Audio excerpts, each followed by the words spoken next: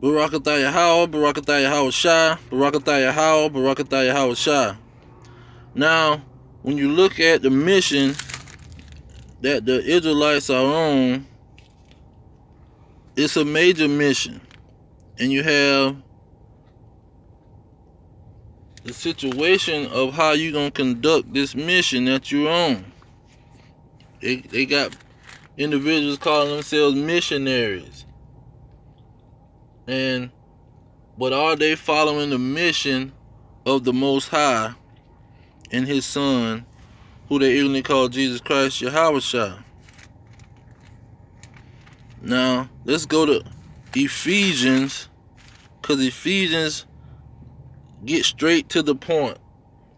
When you go to Ephesians chapter 6, it says, starting at verse 10, finally, my brethren, be strong in the Lord and in the power of His might. Verse 11, put on the whole armor of God, that ye may be able to stand against the wiles of the devil. Verse 12, for we wrestle or war not against flesh and blood, but against principalities or governments, against powers, against the rulers of the darkness of this world, against spiritual wickedness in high places. You see, that's talking about the governments. We have we war with them spiritually. You see, we don't war with them physically with flesh and blood. We war with them spiritually against spiritual wickedness, because that's how they warn against us, with spiritual wickedness. Even though they're allowed to kill us and execute the punishment on us with the permission of the Most High, the permission and direction of the Most High, the main thing that they're doing is a spiritual thing. And how do we fight with this, with the spirit? Verse 13 say, wherefore take unto you the whole armor of God, that you may be able to withstand in the evil day. Jumping over to verse 16, it say, above all, taking the shield of faith, which shall be able to quench the fiery darts of the wicked. Now we know who the wicked is, but let's get another aspect of how we can fight. How can we fight spiritually? Okay, let's take it to Hebrews chapter 4 verse 12. For the word of God is quick and powerful and sharper than any two-edged sword. You see, the word is going to help us to fight these red dragons, to fight the wicked, to fight the devil. You see, the word is going to give us the power to fight. It's going on and say, piercing even to the dividing asunder of soul and spirit and the joints and marrow, and it is discerner of the thoughts and intents of the heart. Because it's going to let you know when somebody is telling a bold-faced lie. Now, let's see here. We got 16. And what did the prophets do? Let's go to Jeremiah to get the foundation. What do the prophets do?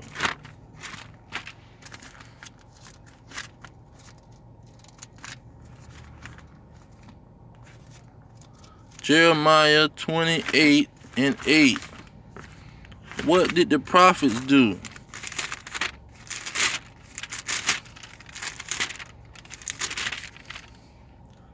It say, the prophets that have been before me and before thee of old prophesied both against many countries and against great kingdoms. So what were the prophets doing? They was fighting governments. They was fighting kingdoms. They was spiritually warring with the kings in the countries, people in high places. You see, the wicked that was in high places, the enemy, the devil, the adversary that was in high places, ruling over their people, of war, of evil, and of pestilence, telling them the punishments that's coming. And see that, and that's how you fight spiritually. Now, when you go to Thessalonians, the second Thessalonians, the 2nd chapter, verse 8, it say, and when shall that wicked be revealed? So not only was it telling them the punishments, it was revealing individuals, individuals with the word, and that's what Hebrews said. You see, exposing the intentions of the heart, because verse 8 goes on to say in 2 Thessalonians, the 2nd chapter, it say, whom the Lord shall consume with the spirit of his mouth. What's the spirit of the Lord's mouth? The word, the sword. He shall destroy with the brightness of his coming. See, that wicked will be destroyed with the spirit, spiritually. He gonna destroy them spiritually, and that sword is gonna bring the blow. The sword is gonna be what you swinging with, what you fighting with. That's the spirit of his mouth.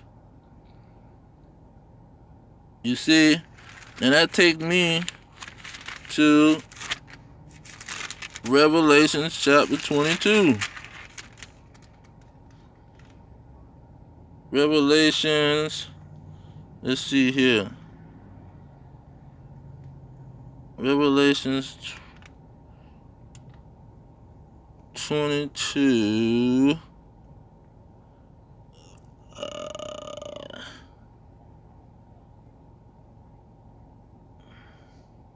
Okay, Revelation 22 verse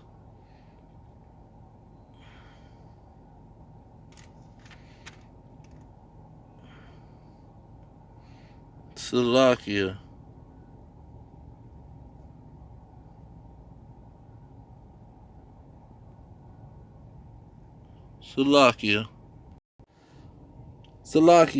Revelation 19 and 10. When I fell at his feet to worship him, and he said unto me, see thou doest it not.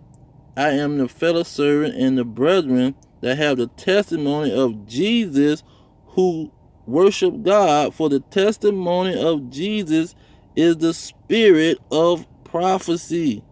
So the whole book is the testimony of Jesus, or Yahweh in Hebrew. So that's going to be the sword that you fighting with. That's going to be the sword that you fighting these lies and these false prophets, these antichrists. You see, the enemy, Satan, that's who you fighting with. The sword, the prophecies, and the testimony. That's where in Isaiah 8 and 20 it say, to the law and to the testimony, if they speak not of this word, there is no light in them. Because if you not using the word, you're not fighting with the sword. That's using the sword, the word. And so this is the spiritual fight that you fighting. And it was always the prophets' fault, the kings and the kingdoms and the governments and the powers. You see, because they control the people. And so that's the situation we're in. We're fighting a spiritual war. And so just like in Revelation 19 verse 15, it say, and out of his mouth goeth a sharp sword, because his mouth, the words that he's coming with, that's the sword. The words coming out of his mouth, his testimony, because he come in the volume of the book. It's all written of him. So you have to be fighting with that as a weapon. That's your weapon in the spiritual war that we fighting. But I'm going to leave it there. All praise to Yahweh Hashem, Yahweh Shai, Hashem Kakadash. Double honors to the elders pushing the truth. Peace to the elect worldwide. The kingdom is at hand. Shalom.